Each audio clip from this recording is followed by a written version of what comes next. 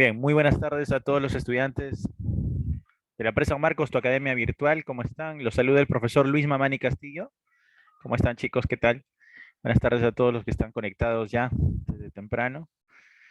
Hoy vamos a trabajar nuestro tema especial de habilidad verbal. Hoy vamos a hablar de cohesión textual. Repito mi nombre, soy el profesor Luis Mamani y damos inicio a esta sesión que la primera parte, bueno, en la primera parte vamos a abordar algunos aspectos teóricos sobre la coherencia y la cohesión textual. Son dos propiedades elementales de todo texto. Y en la segunda sección vamos a trabajar la separata que tenemos preparada para esta tarde. Entonces, ¿todos preparados? ¿Listo? Vamos a iniciar. Bien, voy a presentar la pantalla para poder empezar.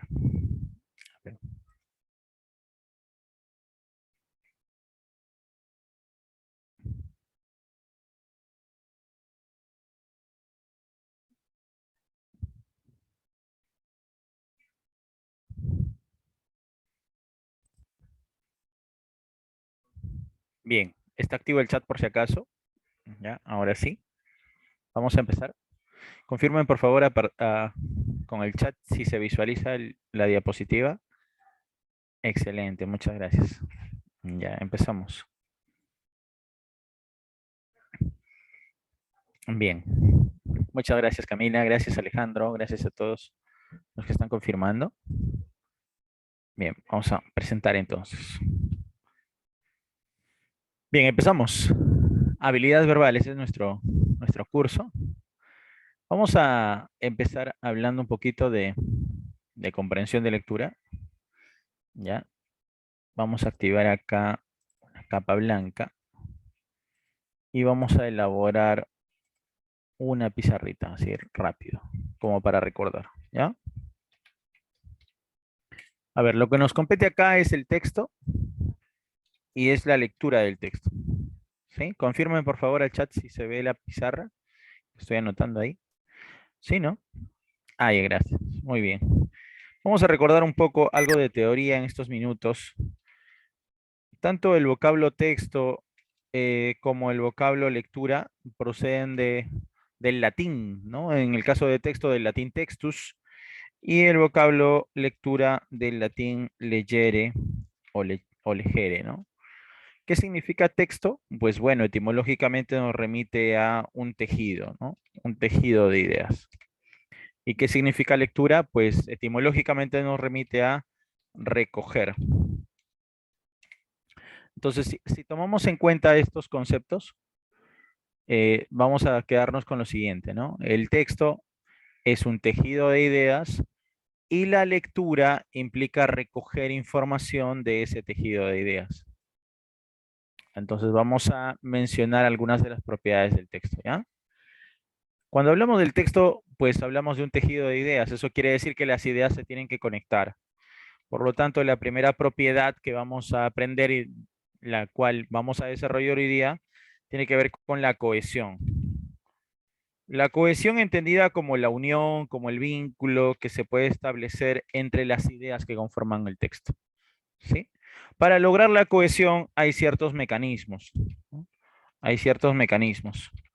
Entre estos mecanismos, por ejemplo, podemos encontrar el empleo de conectores lógicos, el empleo de conectores lógicos, y también podemos encontrar el uso de referentes internos. Hoy vamos a abordar justamente estos dos aspectos. Nuestra clase está abocada a que podamos entender un poco el funcionamiento de los conectores lógicos y de los referentes internos. Entonces, esa es la primera propiedad del texto. Vamos a subrayarla para que lo tengas en cuenta. Entonces, ahí está el texto. Recordemos el tejido de ideas. Y ese texto, pues, tiene dos propiedades, ¿no? La primera propiedad refiere a la unión, al vínculo, es llamada la cohesión. Y la segunda propiedad, que es la que vamos a anotar ahora, tiene que ver con la coherencia. Vamos a anotar, por favor, la coherencia, ¿ya? ¿Qué es la coherencia? Si la cohesión es la unión, el vínculo, la relación, la coherencia tiene que ver con la lógica, con el sentido lógico. Vamos a anotar acá la lógica. Pero no siempre la lógica es interna.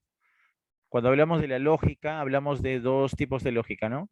La lógica interna, que gobierna el texto, y también está la lógica externa, que tiene que ver con el lector. Nosotros tratamos de otorgarle sentido a aquello que observamos y a aquello que leemos. Entonces hay dos tipos de coherencia.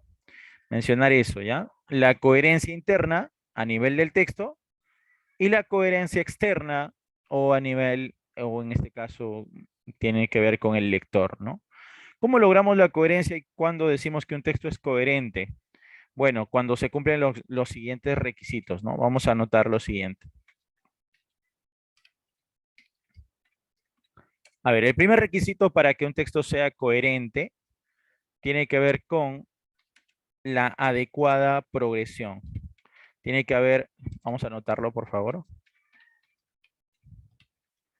una adecuada progresión temática. Y el segundo requisito para que un texto sea coherente o tenga lógica tiene que ver con la no contradicción. O sea, ninguna de las ideas que conforman el texto debe ser contradictoria. Bien, ajá, hasta ahí. Entonces, esto para anotarlo, ¿ya? Ahora nos vamos al otro lado, la lectura.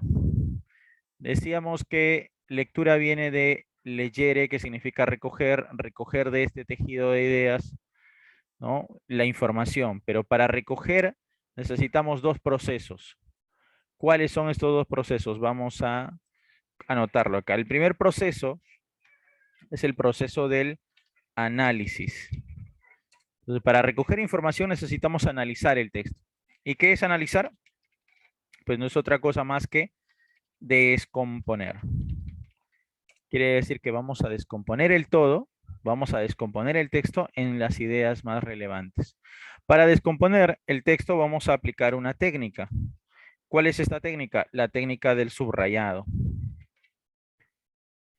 Y también podemos aplicar la técnica del sumillado. ¿Ya? La técnica del sumillado.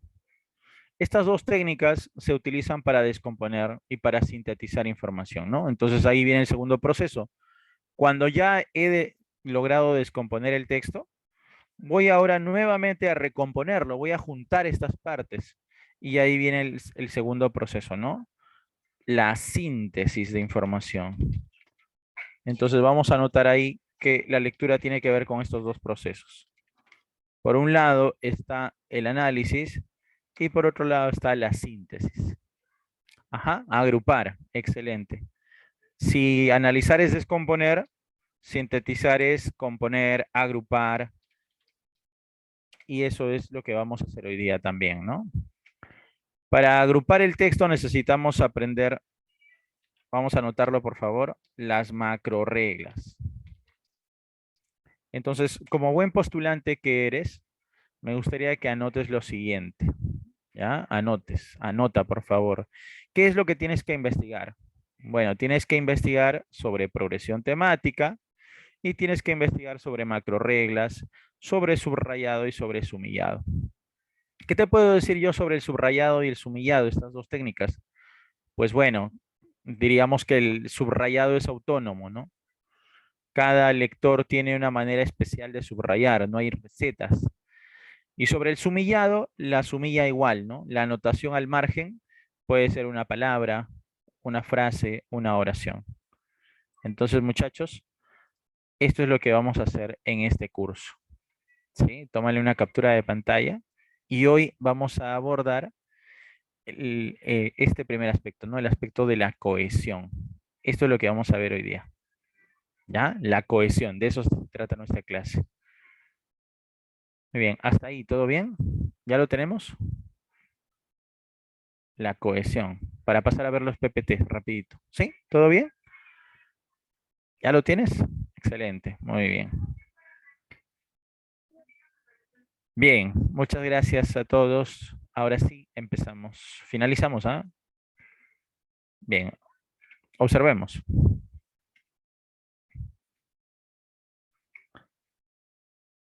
A ver, como hemos dicho, el texto tiene estas dos propiedades, ¿no? La coherencia y la cohesión. Exactamente lo que hemos visto en la pizarra. Hemos dicho que todo texto está gobernado por una jerarquía también, ¿no? A ver, ¿qué quiere decir esto? Que no todas las ideas tienen la misma relevancia, pero sabemos que hay ideas principales y hay ideas secundarias, ¿no? Las ideas principales son estas ideas que contienen información general. Ahora, hay reglas para lograr la coherencia que vamos a observar ahora. Vamos a ir subrayando así rapidito. Primero, la regla de la repetición o recurrencia. ¿Qué nos dice? El sujeto tiene que ser recurrente, ¿no? El sujeto tiene que aparecer en el primer párrafo, aparecer en el segundo párrafo y aparecer en la parte final, por ejemplo. Entonces, sabremos de qué trata el texto si atendemos a la repetición o recurrencia. Regla de la progresión, ¿no? ¿Qué quiere decir? Que la información conocida se va anexando a información nueva. Entonces debe desarrollarse de una manera progresiva, ¿no? De a pocos. Ya lo dijimos, la regla de la no contradicción, ninguna de las ideas tiene que ser contradictoria. Y por último, todas las ideas tienen que vincularse en cuanto al tema.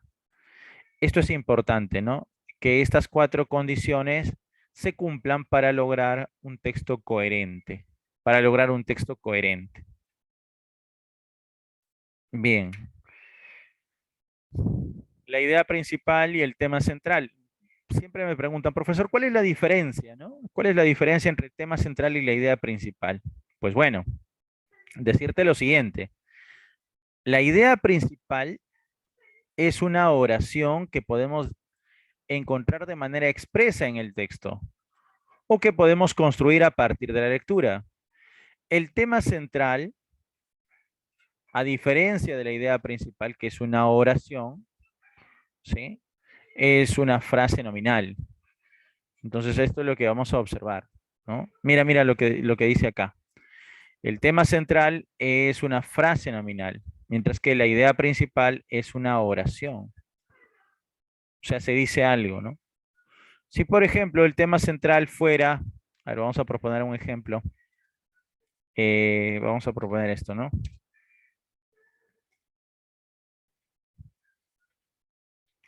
La desnutrición infantil, por ejemplo, ¿no? En el Perú. Imaginemos que este es nuestro tema central, ¿ya? La desnutrición infantil en el Perú. La diferencia entre este tema central y la idea principal sería que en la idea principal tendríamos un predicado, ¿no? Entonces tenemos acá la desnutrición infantil en el Perú, y ahora tendríamos que decir algo, ¿no? De la desnutrición infantil en el Perú. La desnutrición infantil en el Perú, podríamos mencionar acá, es un problema crónico, por ejemplo, ¿no? Entonces yo afirmo aquí que la desnutrición infantil en el Perú es un problema crónico. Aquí estoy no solamente colocando una frase nominal, que sería la desnutrición infantil en el Perú, no solo está el tema, sino que estoy afirmando algo, estoy enunciando algo a partir de ese tema, ¿no? Me dicen que es un problema crónico. Entonces esa es la diferencia entre la idea principal y el tema central. El tema central no tiene verbo, recuerda eso, no hay ningún verbo conjugado. Mientras que en la idea principal sí hay un verbo, ¿no? Ahí está el verbo ser. La nutrición infantil en el Perú es un problema crónico. Bien. Vamos a observar hoy día la propiedad de la cohesión. Este es el tema de hoy, muchachos. Quiero que observen. Hoy día en tu esquema decíamos que había mecanismos, ¿no? Entre estos mecanismos están, por ejemplo, la repetición. A ver, vamos a ir subrayando ahí. La repetición. Está también la sustitución léxica. Están las anáforas, están las catáforas. Pero también decíamos que uno de los mecanismos para unir las ideas eran los conectores lógicos, ¿no?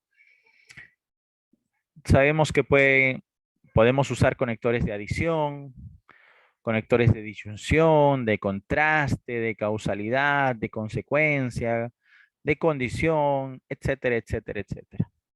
Entonces ahí están los dos mecanismos que vamos a utilizar y que vamos a revisar hoy día.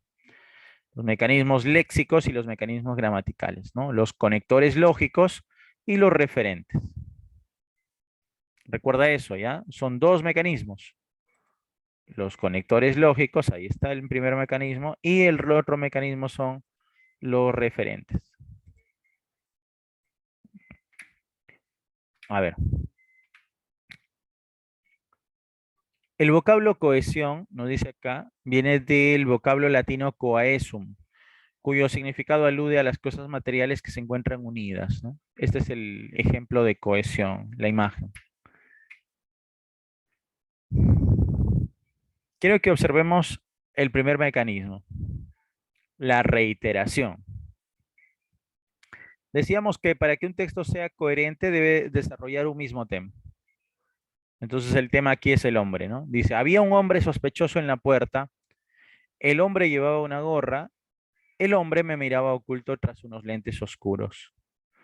Sucede que puedo reiterar el sujeto, pero también observamos que este texto sería monótono, ¿no? Repetitivo. Entonces puede reiterarse el sujeto, pero también podemos utilizar mecanismos, ¿no? Por ejemplo, aquí se sobreentiende que estamos hablando del hombre.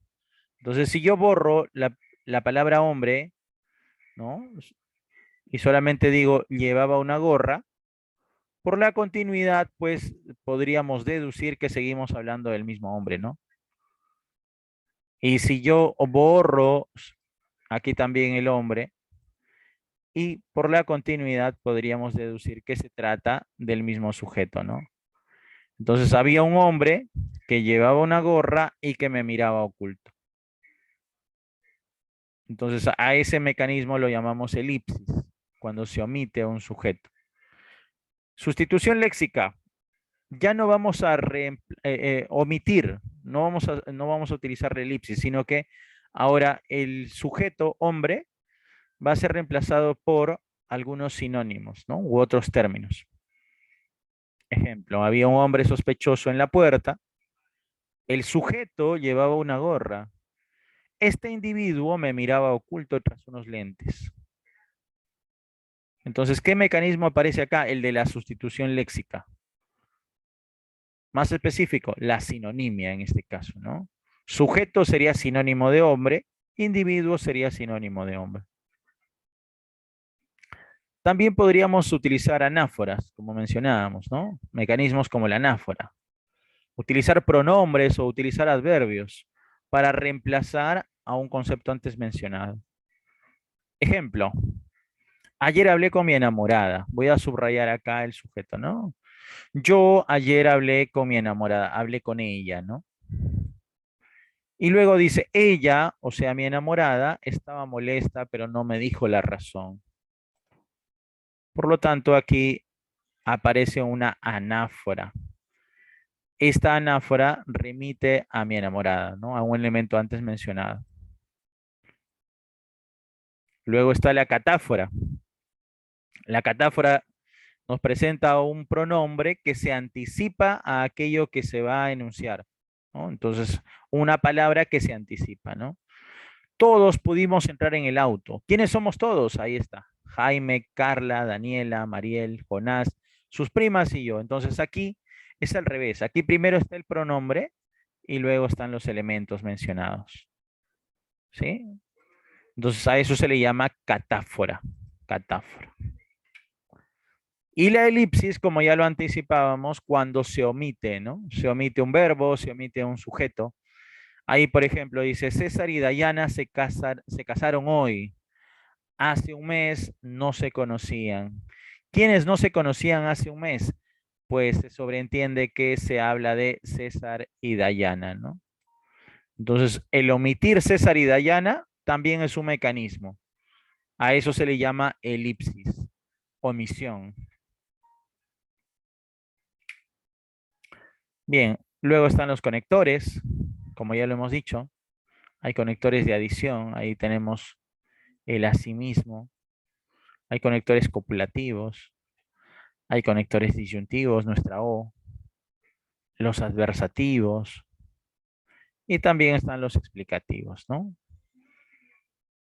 Entonces observemos, ¿no? Dice, con el triunfo estamos contentos y optimistas.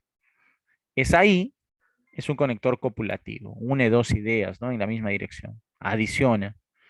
Asimismo, añade, ¿no? En la enumeración, listos para la siguiente tarea. También, asimismo, además, incluso, son conectores de adición. Ahora, ¿qué pasa con la O? Los conectores disyuntivos. La O ofrece alternativa, ¿no? O te vas o te quedas. O sea, una de las dos. Hay alternativas.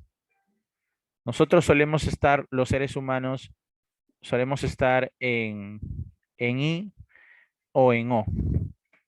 Te doy un ejemplo. Si, por ejemplo, voy en la mañana a comprar mi pancito, ¿no?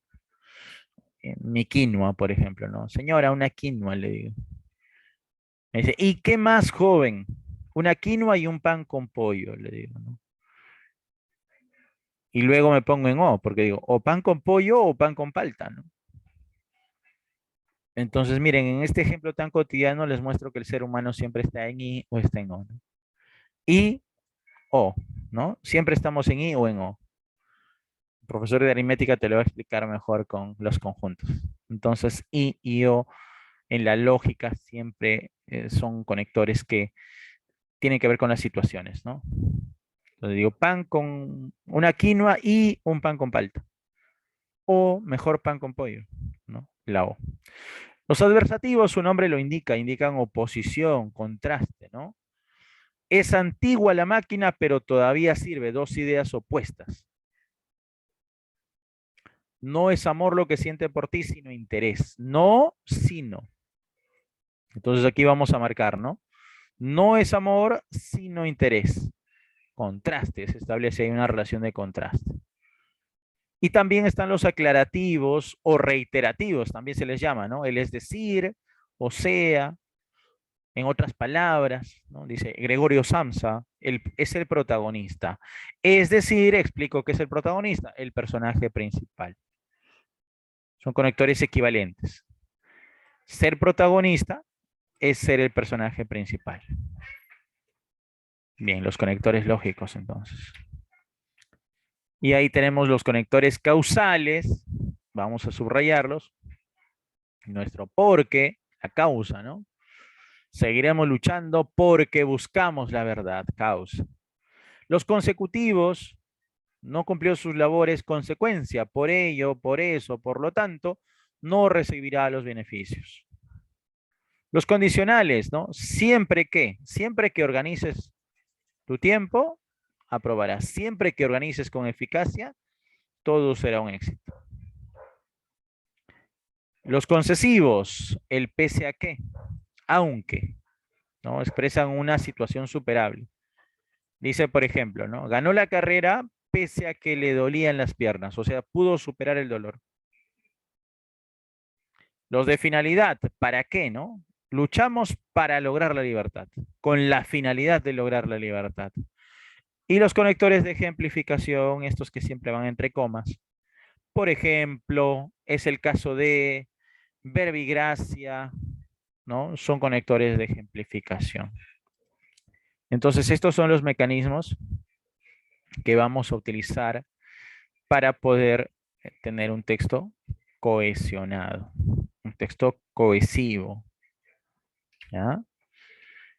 Gracias por su atención prestada. No sé si hay alguna duda o consulta. Vamos a dejarlo ahí. A ver, vamos. Por el tiempo estoy avanzando. ¿Alguna duda o consulta? Camila dice todo claro. Ahí, ¿qué más? Ninguna duda. Excelente, Ricardo. Todo claro. Si hay alguna duda, me avisan. Igual voy a pasarles estas diapositivas, las voy a convertir a PDF y se las voy a pasar, ¿ya? Quedamos así. Estas diapositivas las van a tener ustedes para que puedan repasar, para que puedan reforzar en casa. ¿Estamos? Entonces, vamos. Bien, vamos a abrir ahora nuestro documento. A ver, vamos a nuestras descargas.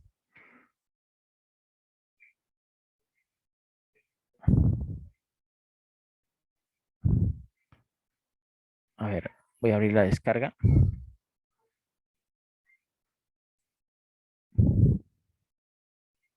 Un minuto, por favor.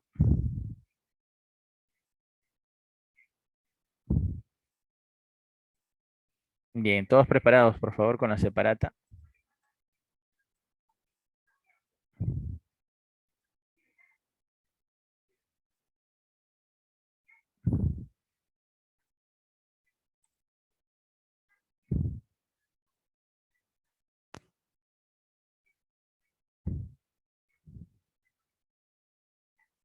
Ya. Bien, empezamos entonces. Vamos a aplicar los mecanismos de cohesión. ¿Me dan un minuto? Se está abriendo ahí. Sí, Mariel, no te preocupes, no te preocupes. Voy a enviar la separata. Para todos, no te preocupes. ¿Ya? Le voy a poner todavía el logo y lo voy a pasar a PDF y se lo voy a enviar. No se preocupen, no se preocupen. Bien. Todos listos, por favor, vamos a aplicar esos mecanismos. Confirma si ya se ve. Sí, ¿no? Confírmame, por favor. Ahí está. Sí. Ahí está. Muy bien. Ya, listo. Vamos a poner el chat por acá. Bien. Como hemos visto, hoy día los principales mecanismos son estos, ¿no? El de la sustitución. Puedo utilizar, por ejemplo, el género por la especie, ¿no? Por ejemplo, si yo digo, no faltes al colegio. Ir a la institución educativa, asistir a una institución educativa es beneficioso. Entonces, colegio puede ser reemplazado por el género, ¿no? Institución educativa. Si yo digo, por ejemplo, me gusta mucho el plátano, entonces dices, ah, ya, sí, esta fruta es muy nutritiva, ¿no? Entonces ahí podemos reemplazar a un término por el género. Si yo digo, por ejemplo, me gusta viajar en bus. Por este medio me siento más seguro, ¿no? Entonces el bus es el medio, ¿no? Ahí está el género.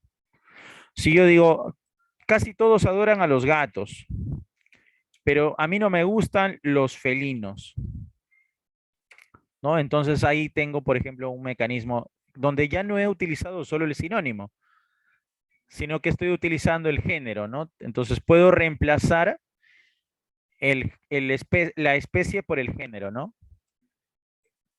También podría utilizar ciertas paráfrasis. Por ejemplo, muchachos, si digo que me quiero ir de viaje a Europa, a ver, a Europa. Dime, ¿con qué otro nombre se le conoce a Europa? A ver, ¿quién me dice ahí al chat? ¿Cómo le dicen a Europa? El viejo continente, ¿no? Entonces, esta también es otra forma de mencionar Europa, ¿no? El viejo continente. Claro, el viejo continente. Si yo digo, por ejemplo, esperemos que la Canariña le gane a Chile, ¿no? ¿Quiénes son la Canariña? ¿A quién me refiero cuando digo la Canariña? ¿Alguien sabe? Emerson es pelotero, sabe, ahí a Brasil, pues la Canariña, ¿no? No le puede, tiene que ganarle a Chile, ¿no? Brasil, entonces la Canariña. Europa, el viejo continente. Ajá, o mais grande do mundo, Claudio. Muy obrigado. Muy bien, avancemos. Europa, el viejo continente. ¿Qué más podemos decir? A ver, ojo que también puede utilizar eufemismos, ¿ah? ¿Qué pasa si yo, por ejemplo, quiero reemplazar un término que puede resultar malsonante o hiriente, ¿no?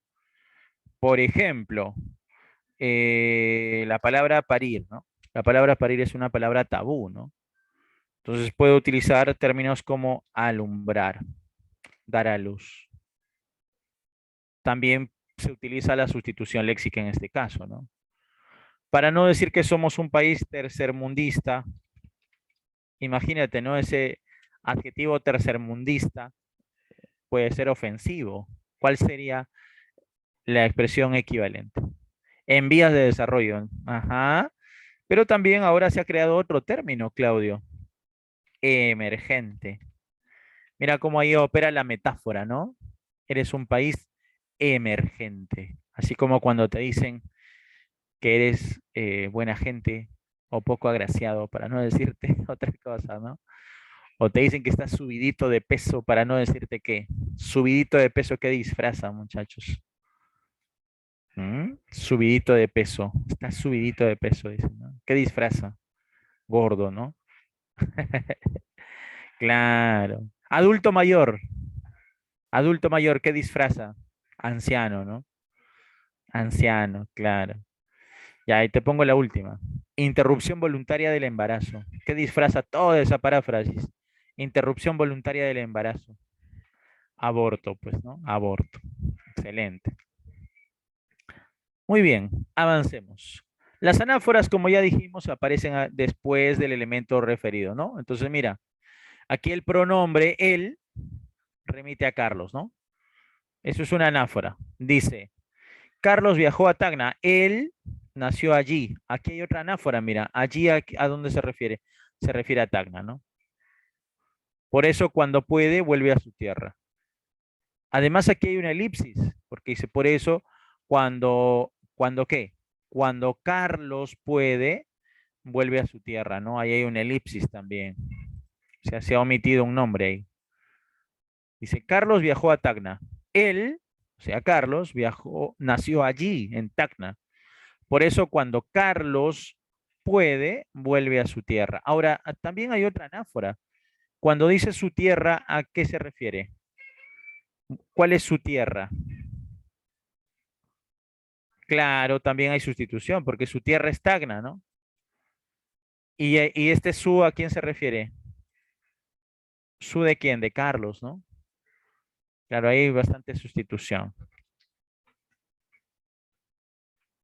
Bien, las catáforas, como ya dijimos, se anticipan. Dos problemas aquejan al país. ¿Cuáles son estos dos? Ahí se anticipa. Ahí están los dos, ¿no? La corrupción y la injusticia. Ahí están los dos.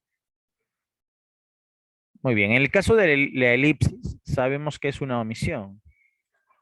Entonces acá dice, los animales son seres vivos que se guían netamente por sus instintos. Eso quiere decir que los animales no son racionales como el ser humano. ¿Qué se ha omitido? El sustantivo animales, ¿no?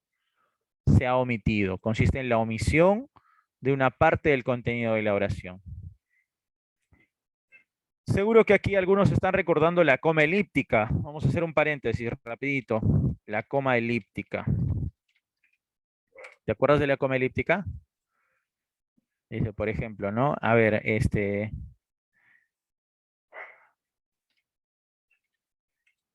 los chicos, un compartir, imagínate, ¿no? Digo, los varones, varones y chicos, los varones traen las bebidas, ¿ya? Un compartir, los varones traen las bebidas, bebidas.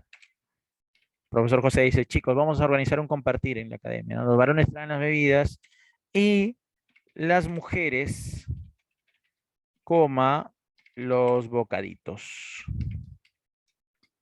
Ya, recordemos. ¿Dónde estaría la elipsis ahí? A ver, un repasito. ¿Cuál sería la elipsis? Los varones, ¿qué tienen que hacer? Traer las bebidas, ¿no? ¿Y las mujeres qué tienen que hacer? Traen los bocaditos. Entonces, no hay necesidad de que se mencione el verbo nuevamente, ¿no? Esta coma es la llamada coma elíptica que reemplaza a este verbo, ¿no? Claro, a esa coma la llamamos coma elíptica, porque se ha omitido ese verbo, ¿no? Excelente.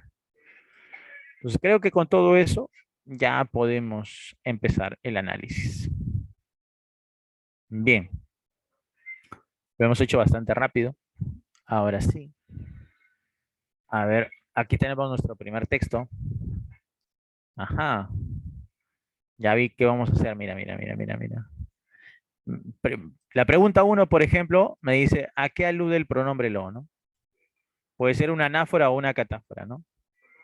Luego dice, todo eso cambió, no se sabe a qué se refiere, ¿no? La expresión era lo último que habría esperado, ¿a qué se refiere? O sea, nuestra separata va a trabajar bastante la anáfora y la catáfora. Vamos a leerlo, por favor. Vamos a leer el texto uno. Vamos a revisarlo. A ver. Esta es la historia de Caco Malaco. Caco Malaco era ladrón de profesión. Bien, ¿por qué crees que se ha anotado un número ahí? Vamos respondiendo al chat. ¿Por qué hay un número ahí? Caco Malaco era ladrón de profesión. Robaba casi cualquier cosa. ¿Por qué hay un número? ¿Quién me dice? ¿Qué vemos ahí? Que aquí debería haber aparecido quién. Caco Malaco, ¿no? Claro, está omitiendo el nombre de Caco Malaco. Entonces, si se está omitiendo, ¿qué hay ahí? Hay una elipsis. Vamos a ir anotando. Hay una elipsis. Claro. Y no solo ahí, ¿ah? Más adelante también, mira. ¿Robaba poco o robaba mucho? Nuevamente Caco Malaco, ¿no? A ver, vamos a leerlo. Caco Malaco era ladrón de profesión. Caco Malaco robaba casi cualquier cosa, pero era tan habilidoso que nunca lo habían pillado. Pregunta, ¿este pronombre que aparece acá, a quién reemplaza? ¿También a quién? A Caco Malaco, ¿no? Claro. Por lo tanto, uno y 2, ¿qué serían? Vamos a anotar en tu separata, por favor. Uno y 2 serían elipsis. Anotamos ya. Uno y 2 serían elipsis. Mientras que lo sería una anáfora. ¿A quién refieren? Bueno, ya sabemos que se refieren a quién. Claro, se refieren a Caco Malaco. A Caco, ¿no? Muy bien. Entonces, uno y 2 son elipsis de Caco Malaco. ¿Ya? Y en este caso, lo es una anáfora de Caco. Dice, lo habían pillado. Así que hacía una vida completamente normal y pasaba por ser un ser respetable, un respetable comerciante.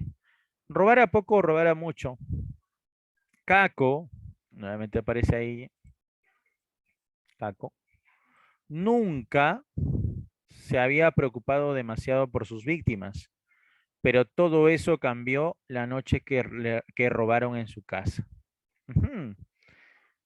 ¿Qué es lo que cambió? ¿A qué se refiere con todo eso cambió? A ver, ¿quién me dice?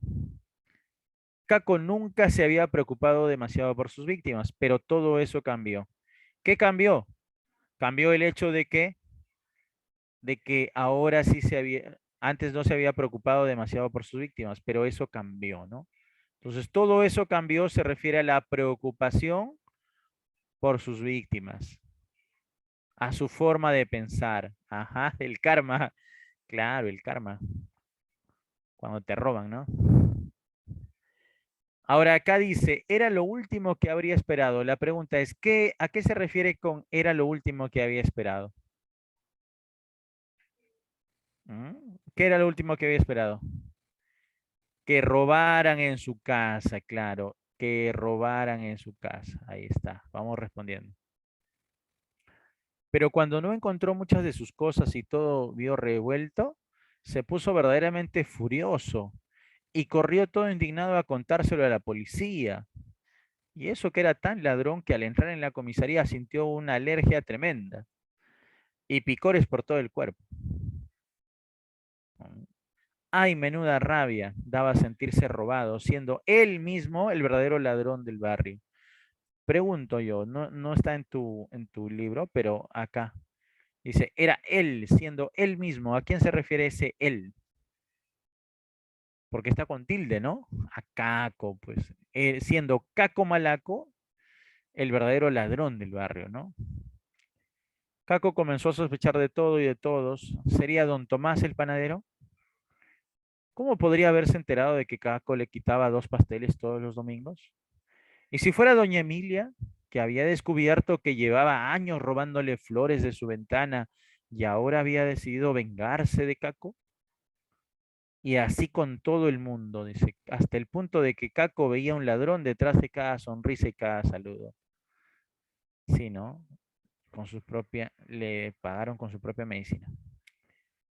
Dice, tras unos cuantos días en que apenas pudo dormir de tanta rabia, Caco comenzó a tranquilizarse. Muchachos, miren, ¿qué pasaría si yo borro acá la palabra Caco? También se entiende, ¿no?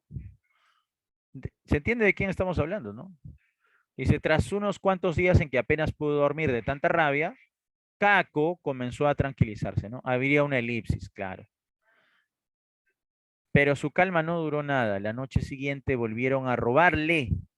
La pregunta es, ¿a quién robarle? Este pronombre le, ¿a quién se refiere? Volvieron a robarle a Caco, ¿no? Ahí está. Rojo de ira, volvió a hablar con la policía y viendo su insistencia en atrapar al culpable, le propusieron algo. Mira, nuevamente le. ¿A quién le propusieron? A Caco, ¿no? A él mismo. Ahí está, mira, otra vez el le. Le propusieron algo. ¿A qué se refiere con ese algo? Es una catáfora, ¿no? ¿Qué es lo que le propusieron? Instalar una cámara en su casa para pillar al ladrón con las manos en la masa. Ujú. Bien, hasta ahí vamos bien. Era un artefacto modernísimo que aún estaba en pruebas. Pregunta, muchachos, cuando acá dice era un artefacto, la palabra artefacto, ¿a qué se refiere? Era un artefacto moderno. A la cámara. ¿Ves lo que te decía? Se puede sustituir por el hiperónimo, por el concepto mayor, ¿no? Si yo digo, por ejemplo, la cámara, este artefacto, ¿no? El gato, este felino. El plátano, esta fruta, ¿no? Ahí está también un mecanismo. Era un artefacto modernísimo que aún estaba a pruebas, capaz de activarse, la pregunta acá, de activarse la cámara, ¿no? Así mismo, con unos ruidos del ladrón. Y seguirlo, pregunto, ¿a quién se refiere con ese lo ahí? Era capaz y capaz de seguirlo. ¿A quién? Al ladrón. Ajá. Hasta su guarida. Pasaron unas cuantas noches antes de que el ladrón volviera a actuar, pero una mañana muy temprano el inspector llamó a Caco entusiasmado. Venga corriendo a ver la cinta, señor Caco. Hemos pillado al ladrón. A ver qué más dice. Caco saltó de la cama y salió volando hacia la comisaría. Nada más al entrar allí, vamos a subrayar ese allí. Cuando entró allí, ¿dónde entró? A la comisaría, pues, ¿no? Al entrar allí, 10 policías se le echaron encima, se le echaron a Caco, ¿no? A Caco. Y le pusieron las esposas, mientras el resto, ahora la pregunta acá, ¿el resto a quién se refiere?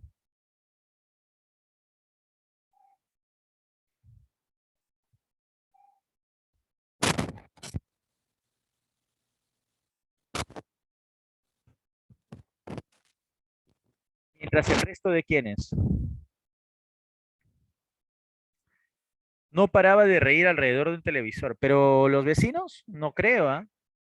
No se menciona. El resto de quiénes. Cuidado, ¿ah? No hay que ponernos aquí a conjeturar. Ah, ahora sí, menciona a 10 policías.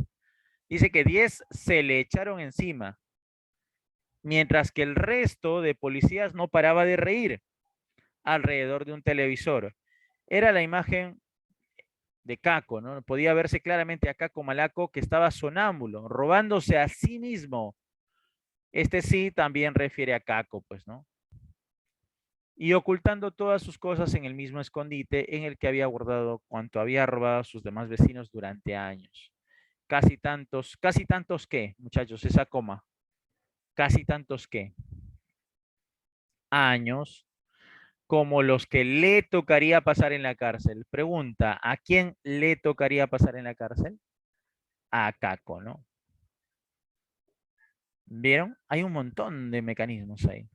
Entonces vamos a ir respondiendo.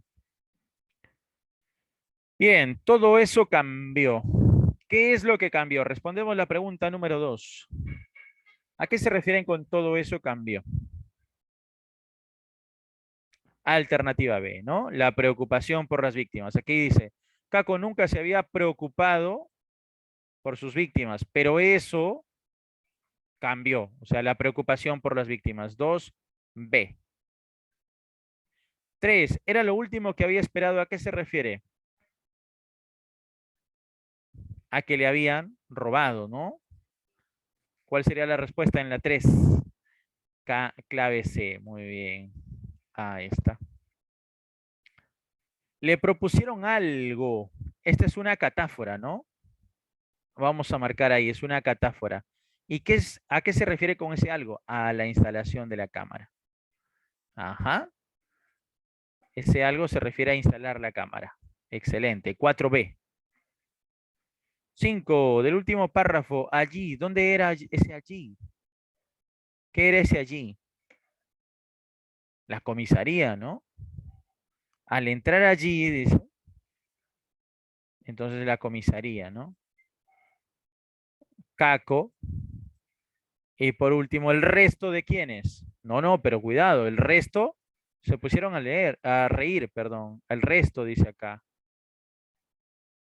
Mm. A ver, vamos a ver, a ver. Dice, miren lo que dice acá. Caco saltó de la cama y salió volando hacia la comisaría. Allí, 10 policías se le echaron encima y a Caco, pusieron las esposas. Mientras ¿el resto de quiénes? De la policía, el resto de los policías. Ahí está.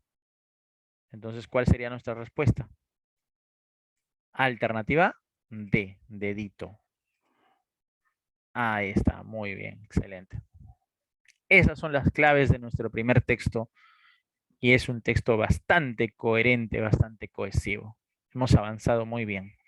La historia de Caco Malaco, ¿no? No sé a ustedes, pero me hizo recordar a Don Ramón. ¿Se acuerdan de Don Ramón y los platos que aparecían en el barril del Chavo? No soy muy viejo para contarles eso. ¿Se sigue transmitiendo el Chavo? ¿Han visto ese capítulo? Cuando Rondamón estaba sonámbulo. Ese es el capítulo de los espíritus chocarreros, ¿se acuerdan? Que la bruja del 71 decía que hay espíritus chocarreros. Entonces, ese es sonámbulo, cuidado, ¿ah? Yo a veces soy sonámbulo, me quiero ir a la casa de mi vecina. A ver, no, no, es broma, es broma, broma. Avancemos, avancemos. Texto 2. A ver, muchachos. Hay algunas palabras destacadas aquí. A ver, vamos. Paulo Freire. A ver, revisemos la pregunta número 7. Pregunta 6.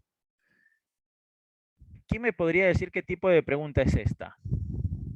¿Mm? Si no la conoces, te la presento. A ver, ¿qué tipo de pregunta es? Ya sacaron al chavo del aire, ¿no?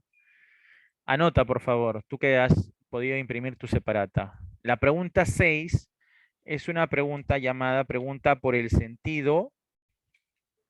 ¿Quién se acuerda? Sentido contextual.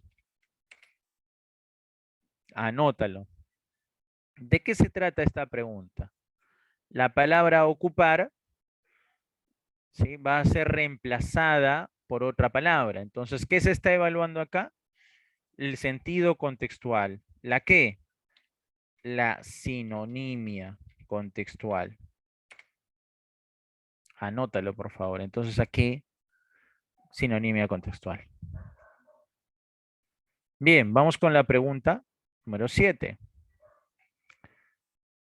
Dice, el texto trata fundamentalmente sobre... Esta pregunta, la pregunta número 7, recibe un nombre, muchachos. Anótenlo, por favor. Es la pregunta por el tema central. Anótalo, por favor. Aquí se está evaluando el tema central. ¿Ya? Ahora, observa. Observa detenidamente. Vamos, métele un scanning ahí. Desde la A a la D, ¿qué palabra es la que más se repite? Dime, scanning, scanning. Ya lo viste, ¿no? ¿Qué ves? ¿Cuál es la palabra? Ajá. Pedagogía, ¿no? Pero ¿qué pedagogía? Mira. ¿Qué pedagogía? De la liberación, ¿no? Ajá. Entonces ya tienes el tema, ¿eh? Ojo. ¿De qué tratará el texto? De la pedagogía de la liberación. Pero ¿qué es lo que te falta? El enfoque, ¿no? Y eso ya sale leyendo, ¿no? Ya sabes que hablará de la pedagogía. Pero lo que te falta es el enfoque, ¿no? El enfoque. Muy bien. Pregunta 8 dice, cuando el autor menciona que la pedagogía de la liberación, ya, regreso a las 7, mira, me acaban de dar la pedagogía de la liberación. Entonces yo pienso que la respuesta de las 7 está entre la C y la D, ¿no? Porque ahí el sujeto es el mismo, ¿no? La pedagogía de la liberación es el sujeto, entonces está entre la C y la D, conjeturando un poco, anticipándonos. Bien, dice 8. Cuando el autor menciona que la pedagogía de la liberación se entiende como un proceso de renovación en el cual el diálogo y la reflexión son dos constantes a tener en cuenta en el proceso educativo, ¿qué inferimos? A ver, vamos a subrayar dos palabras aquí. Diálogo y reflexión. Entonces vamos a buscar dónde se habla del diálogo y dónde se habla de reflexión, ¿no? Por ahí vamos a buscar aquí en este contexto dónde se habla de diálogo y dónde se habla de reflexión. Mira, ya lo ubiqué, lo acabo de encontrar. Dice, la pedagogía de Paulo Freire recibió el nombre de pedagogía de la liberación. También se la llamó educación liberadora y se centra en una renovación en la que interviene el diálogo y la reflexión. Entonces quiere decir que aquí se va a desarrollar el diálogo y por aquí la liberación, la reflexión, ¿no? Ajá. Pregunta 9. Respecto a la educación bancaria, atentos a este concepto. Educación bancaria. Mira, mira, ¿dónde lo vemos? Quiero que observes ahí. Ya lo viste, ¿no? ¿Lo encontramos? Quiero que leas ese párrafo. Léelo, por favor. En oposición al concepto de pedagogía de la liberación, Freire utiliza el término educación bancaria, el cual se aleja de toda vivencia y reflexión en relación al aprendizaje de la realidad de cada persona. Entonces, mira lo que dice Freire, ¿eh? Que la pedagogía que él propone es la pedagogía llamada pedagogía de la liberación. Pero hay un concepto opuesto a esta pedagogía que se llama educación bancaria. Este se aleja de toda vivencia y reflexión. Entonces vamos acá a la pregunta 9. Dice, respecto a la educación bancaria, denominada así por Freire, ¿qué podemos afirmar? Concéntrate y dime cuál sería tu posible respuesta en la 9. Se puede ir marcando, ¿eh?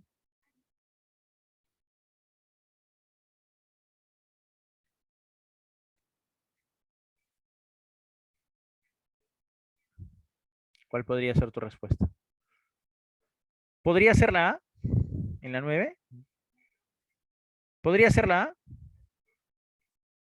Acá dice que se aleja de toda reflexión, entonces no podría ser la A, porque dice fomenta reflexión. Entonces esto es incoherente, pues, ¿no? Vamos a descartarla. ¿Podría ser la B? Dice, procura formar alumnos soñadores e ilusos. Soñadores, ilusos, me parece que nada que ver, ¿no? C o D, dice, claro, no pretende aproximar al estudiante con su realidad. Mira lo que dice, ¿ah? Entonces al subrayado, con verde, para que te des cuenta. Se aleja de toda vivencia y reflexión en relación al aprendizaje y a la realidad de cada persona. ¿Qué dice la C? No pretende aproximar al estudiante con su realidad. ¿No es cierto que por ahí hay una paráfrasis? Ya te diste cuenta, ¿no? No pretende aproximar. Si no pretende, ¿qué es no aproximar? ¿Qué es no aproximar? Alejar, ¿no? ¿Te das cuenta que está ahí o no? Ahora, ¿quién me dice? Le ponemos aquí un punto adicional, un descuento este mes, al que me dice por qué no podría ser la D. A ver, ¿quién me dice? Te pago la pensión, ¿ah? Dime, ¿por qué no podría ser la D? Hay una palabrita ahí. Hay una palabrita en la clave D. Ya te diste cuenta, seguro. ¿Cuál es? Chan, chan, chan, chan. Si tienes 5 segundos. 5, 4, 3, 2. Xiomara se ganó el descuento. Xiomara, te voy a enviar el yape, ¿ya?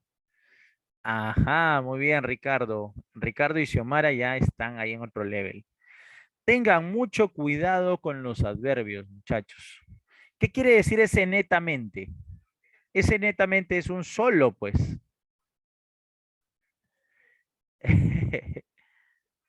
¿Qué dice ahí? Fui un poco más lento, pi, pi, pi. Ya dice, ese netamente, muchachos, es un solo. O sea, ¿solo se intenta transmitir conocimiento científico? ¿Solo? No, pues. ¿Por qué? Porque acá dice, según Freire, este tipo de enseñanza es aquella que se ha venido impartiendo durante décadas alrededor de todo el mundo y sostiene que el niño es una caja vacía que debe ser llenada con conocimiento, pero que carece de reflexión y de pensamiento crítico.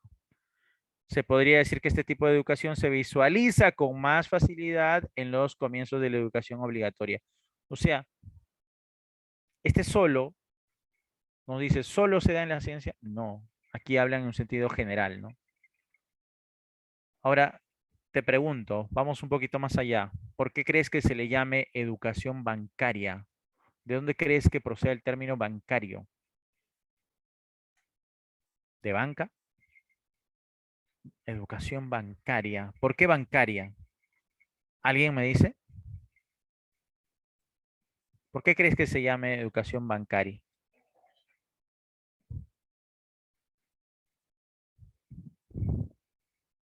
¿A qué crees que se refiere a la educación bancaria, de banco? ¿Mm? Es- Bancaria es porque, ¿saben por qué? ¿Qué se hace en un banco? En un banco, una institución. Ya, pero ¿cuál es? Cuando yo tengo 100 soles y lo pongo a mi cuenta, ¿qué estoy haciendo? ¿Cuál es la palabra? Depo, depositar. Claro, y ahí está la metáfora, pues muchachos. ¿Qué concibe la educación bancaria? Que el niño es un depósito vacío. Y tú, como maestro, tienes X y se lo vas a depositar en su cabecita, porque él no tiene.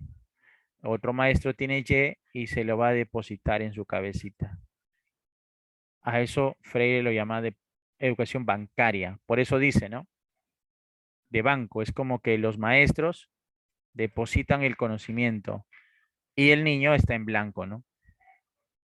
Ajá, esa es Alondra, un depósito de conocimientos. A eso alude. Qué feo, ¿no? ¿Tú crees que sea así? Que el niño no tenga pensamiento crítico, que no tenga una visión del mundo. No, no. Entonces, por eso es que aparece Freire. Bien, consejo, estimados postulantes. ¿Cuál es la pregunta que yo respondería primero? Consejo de un conejo. Vamos. Respondemos primero la pregunta número 6. ¿Por qué la pregunta 6? ¿Por qué la determino en contexto? Es una metáfora, dice Claudia. Claudio, muy bien. Es una metáfora, pues. Educación bancaria, ¿no? Depositas. A ver, ¿por qué responder primero la 6? Porque es la más fácil, pues. Puedo ubicar la palabra ocupó. A ver, vamos al texto.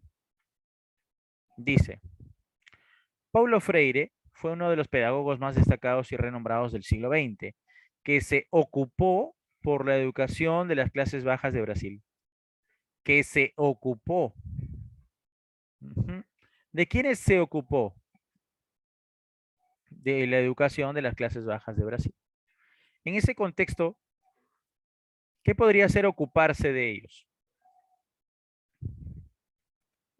¿No crees que sea un se preocupó?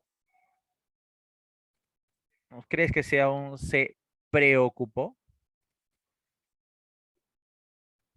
Que se podría ser dedicó también, ¿no? Que se dedicó, se preocupó, ¿no? Entonces por ahí está, que se ocupó por la educación de las clases bajas. Ajá. Ya, ¿cuál sería la respuesta? Cayó, mira. ¿Cuál sería la clave en la 6? ¿Ves? La A, avioncito. Otra manera de preguntar sería, ¿qué connota, no? El término ocupar, ¿qué connota? Preocupación.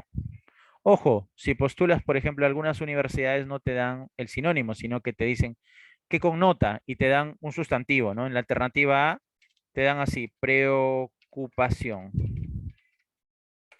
Entonces te dan el sustantivo, anótalo, es otra forma, ¿ya? De preguntar. Por lo general te preguntan por el sustantivo, no te preguntan por el verbo, sino que te dicen el término o el verbo preocupar en el texto alude a preocupación. Sustantivo, es otra manera de preguntar. ¿Estamos? Es otra forma de preguntar.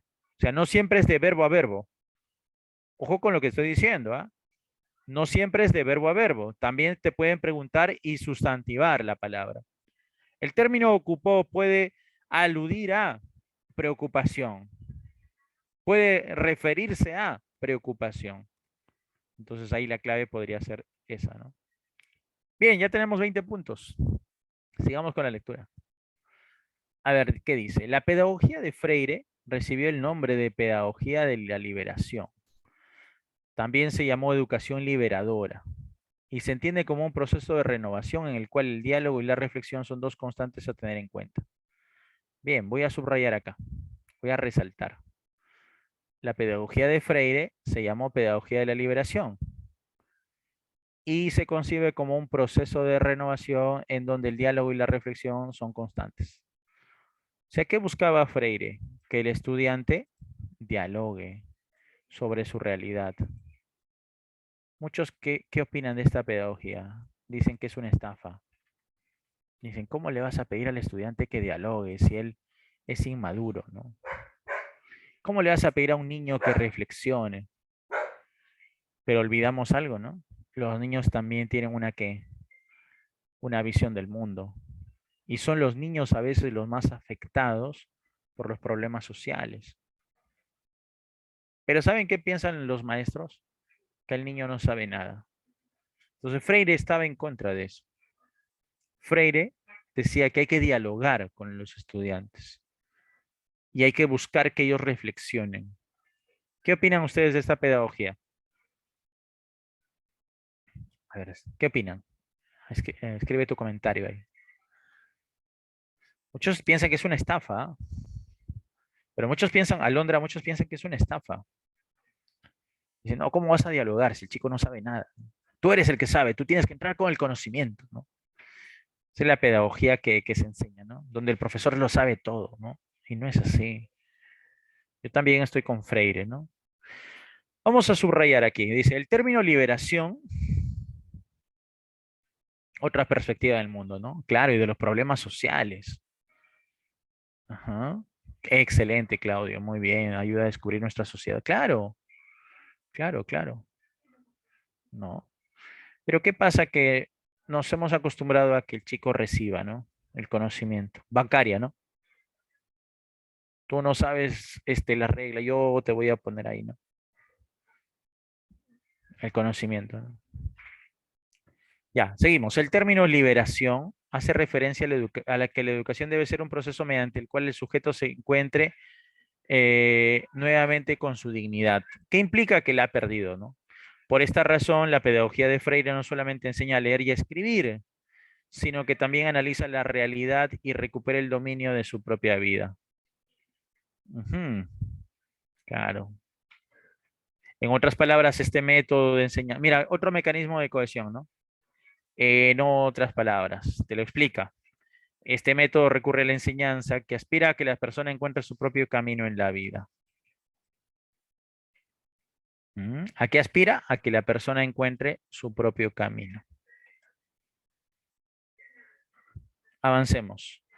En oposición a la pedagogía de la liberación, Freire utilizó el término educación bancaria, el cual se aleja de toda, mira, nuevamente, se aleja de toda reflexión, de todo diálogo.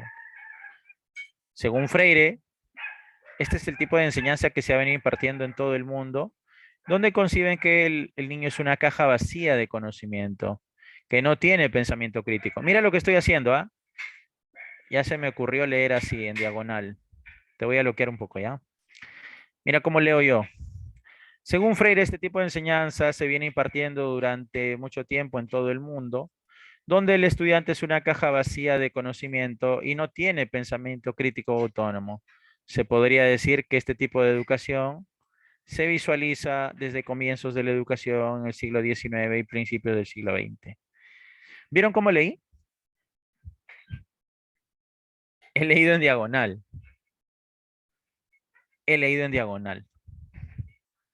Esta es una técnica que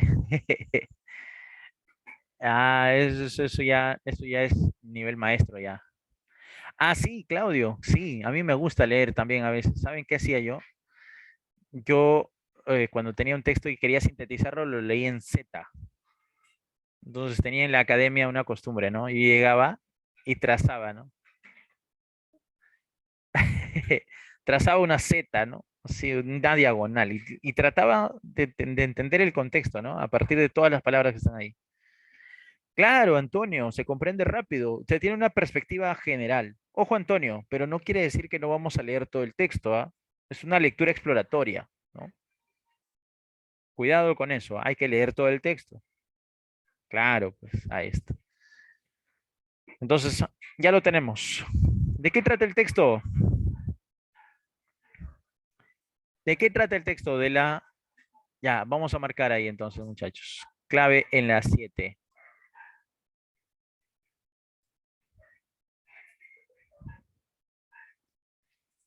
¿Cuál es? ¿La C o la D? La C, ¿no? ¿Por qué no sería la D? ¿Sabes por qué no sería la D? Hay algo que está malogrando la clave, pues, ¿no? Es ahí. Desconfía de esa ahí. Claro, porque es ahí lo que haría es tener dos sujetos, mira. Y tú no has hablado de estos dos temas. Tú solo has hablado de un tema. Y aquí has hablado de su aplicación social, ¿no? Excelente. Ten cuidado, ¿ah?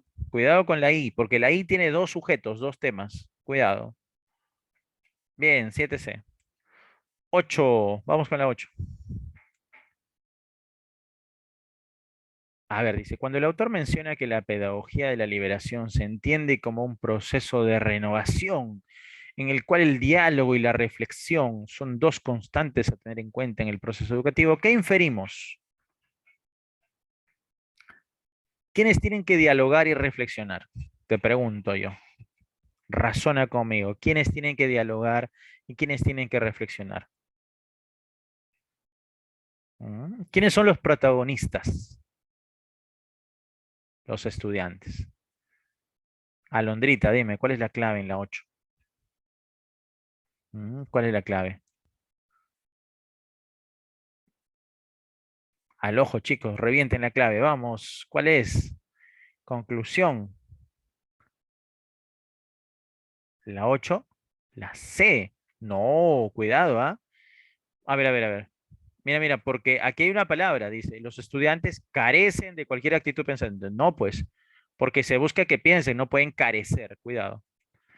Ya te diste cuenta, cuidado. Disculpe, profe, no era eso. Ya está. Los estudiantes tienen un papel activo. ¿Por qué activo? ¿De dónde se deduce? Porque dialogan y porque reflexionan. Y si dialogan y reflexionan, están activos, pues. 8A. Bien, cuidado, ¿ah? Mira, carece, carece y no. Atento a lo que te voy a enseñar. Cuidado con estas marcas. No, carecen, carecen. Negativos. Sin embargo, acá se afirma, ¿no? Los estudiantes tienen un papel activo. Si dialogan y reflexionan, están activos. Bien. 9. ¿Qué se puede afirmar de la educación bancaria según Paulo Freire? A ver, vamos a revisar.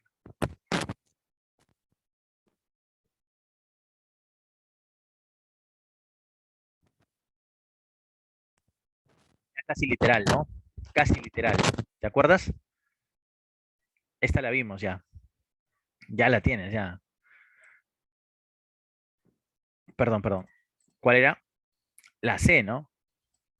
No pretende aproximar, quiere decir aleja, ¿no?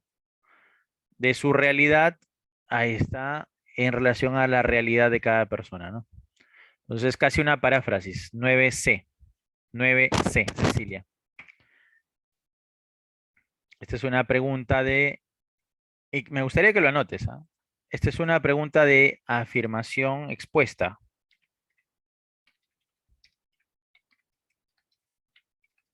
Pero, muchachos, no es tan literal. Quiere decir que es más equivalente. O sea, que está con otras palabras. Y cuando hay equivalencia, a esto se le llama paráfrasis. O sea, parafrasear es decirlo con otras palabras. ¿Estamos? Equivalente. No aproxima, se aleja. Ah, muy bien, Antonio, lo máximo. El netamente, ¿no? Es un solo, ¿te acuerdas? Muy bien. Cuidado con eso, dice Antonio, el netamente. Ya estás aprendiendo, pues. ¿Dónde estás aprendiendo? La Presa San Marcos, tu academia virtual, ¿no? Solo aquí.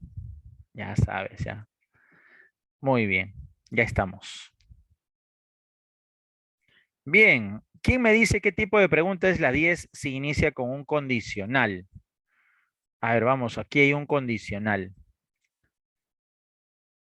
¿Te acuerdas o no lo recuerdas? A ver, si no lo recuerdas, vamos a poner acá, es una pregunta de cha, de extrapolación. ¿Qué hacer con una pregunta de extrapolación? Pues razonamos de manera inversa, ¿no? Y la extrapolación es más un cambio lógico, ¿no? Aquí nos proponen una condición. A ver, me dicen, si la educación bancaria fuera análoga a la pedagogía de la liberación en sus objetivos. Sabemos que son contrarias, pero me dicen, ¿y si la bancaria fuera parecida a lo que propone Freire?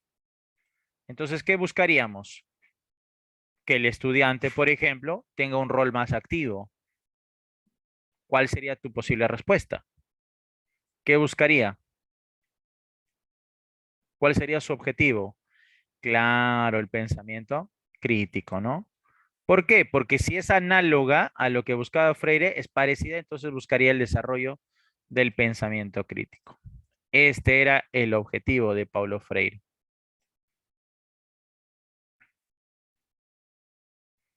¿Saben qué pasa? Y con eso termino esta reflexión. Cuando a veces los profesores dialogan con los estudiantes y descuidan un poco los contenidos, se cree que no se está educando. Y ahí vienen las quejas, ¿no? Los supervisores dicen, no está avanzando el tema. Los padres dicen, ese profesor no hace nada. Ese profesor solo conversa. Hay algunos que solo te cuentan su vida, es cierto. Pero cuando alguien desarrolla una verdadera pedagogía dialogante, pues hay mucho aprendizaje. Hay de todo, ¿no? Entonces, muchachos, a tomar en cuenta esto que se ha leído. Paulo Freire. Bien, me ha gustado este texto. Vamos con el texto 3. Es un texto cortito. Es un texto cortito, ahí está. Unos 3 párrafos, 2 párrafos. Bien, vamos a leerlo. A ver, dice. En el texto la metáfora pérfida madrastra. Pensemos. ¿Qué puede connotar una madrastra? ¿Por qué la terminación astra, astro? ¿Qué significa madrastra, padrastro? ¿Alguien sabe? ¿Me podría decir por qué astro, hijastro, madrastra? Cuando vean ese sufijo, van a encontrar que ahí hay desprecio, es despectivo, ¿ya? Pérfida. Lo pérfido es lo desleal. Pérfido significa traicionero. En este caso, traicionera, ¿no? O sea, pérfida madrastra. La perfidia, ¿qué puede connotar? Pues si hay traición, ¿con qué se podría asociar? La traición, ¿con qué está vinculada? Ah, ahí está, muy bien, podría ser, ¿no? Tenemos que vincular. Según lo leído con la expresión gran abismo, pregunta, muchachos, un gran abismo, ya no en lo denotativo, sino en lo connotativo. ¿Qué podría connotar gran abismo? Un gran abismo, dependiendo del contexto. Un gran abismo es una división, ¿no? Un gran abismo es una separación, es una distinción también, ¿no? Podría ser, podría ser tristeza, soledad, ¿no? Entonces, pues yo me inclino por tristeza y soledad. Bien. Fuente salvadora. Ajá, miren, hay varias metáforas. ¿Eso qué quiere decir? Hay varias expresiones connotativas. Quiere decir que este es un texto más literario, ¿no? Donde hay que interpretar fuentes salvadoras. Mira, un gran abismo y hay una fuente. ¿Qué es una fuente? Un lugar de donde bebes agua, ¿no? Una fuente salvadora, ¿no? Y en la 14, la palabra dura, vamos a vincularla, ¿no? ¿Cuál es el término que se disocia? Ojo, ¿ah? Que se disocia, o sea, que no se... A ver, pensemos. Que no se asocia, que se disocia de dura. Vamos. Naturaleza. Más que bondadosa madre, pérfida madrastra. ¿Cómo nos engañas y burlas? Bien, ya lo tenemos. ¿Cómo nos engañas y burlas? Pérfida madrastra, ¿cómo nos engañas? Entonces, ¿cuál sería la respuesta para la 11? Vamos marcando ya. Vamos, tú puedes. ¿Cuál es tu clave en la 11? Engaño, pues clave B, besito. Ve marcando, Marjorie. Muy bien, Antonio. Listo. A ver, ¿a qué se refiere? Naturaleza. Más que bondadosa madre, pérfida madrastra. ¿Cómo nos engañas y burlas? Tú nos llevas de la infancia a la vejez, de la vejez al gran abismo. Uy, ¿qué hay después de la vejez, muchachos? Ya, pues ya lo tenemos. ¿Qué connota? Después de la vejez viene el gran abismo. De ahí ya no sales. Ya respondemos, estaba fácil. El gran abismo, ¿qué connota? ¿A qué se refiere? De ahí ya no sales del gran abismo. La muerte. Tenemos las claves, ¿no? 11b y 12b. Es falso eso de que primero hay que leer el texto y después marcar las preguntas. No, sí se puede. Vamos entendiendo y vamos marcando. A ver, tú nos llevas de la infancia a de la vejez al gran abismo, persiguiendo bienes que nos huyen, atisbando soles que no existen. ¿A qué se refiere? Hay una crítica aquí. Persiguiendo bienes que nos huyen, lo material, ¿no? No nos vamos a llevar nada, muchachos. Atisbando soles que no existen, las ilusiones, ¿no? Los sueños fallidos, los sueños truncos. Tú nos das la sed de frescas aguas cristalinas y la fuente salvadora pones lejos. O sea, nos das frescas aguas, pero la fuente salvadora la pones lejos de los labios. Ajá, mira, mira, qué tal metáfora, qué tal contraste. Nos das la sed y la fuente la pones lejos. Nos das sed y la fuente la pones lejos. Entonces vamos con la 13. La fuente salvadora, ¿a qué se refiere? Ah, a ver, seguimos. Nos inspiras el anhelo de subir a las alturas y con hierros infranqueables a las rocas de la tierra nos enclavas. Nos infundes la esperanza de vivir eterna vida y a la nada nos arrojas sin piedad. Y con desprecios nos creas y nos tratas como el heno de los campos o al insecto de las charcas. Mas, oh dura madre, te perdono el trago acerbo de la muerte. Con el alma te perdono toda burla, todo engaño. Tú nos diste la mujer. Qué buena, mira. Qué buen poema. O sea, al final dice, te perdono todo porque tú me diste a la mujer. Con el alma te perdono toda burla y todo engaño. Tú nos diste a la mujer. O sea, hay algo por lo que vale la pena vivir. ¿Qué es ese algo? La mujer, ¿no? Qué bueno. No, no tengo el autor, no tengo el autor, pero está muy bueno. Y como dicen por ahí en el chat, cuando dice, tú nos das la sed de las aguas y la fuente la pones lejos de los labios, ¿no? Inaccesible. Entonces, ¿a qué se connota? ¿Qué connota, no? La verdad, ¿no? O sea, nos das la sed, pero nunca vamos a conocer qué hay detrás, ¿no? No vamos a llegar. O también podría ser la satisfacción plena. A ver, estoy entre la C y la D. ¿A qué se refiere? Vamos a ver. Para tener una respuesta tenemos que regresar al texto.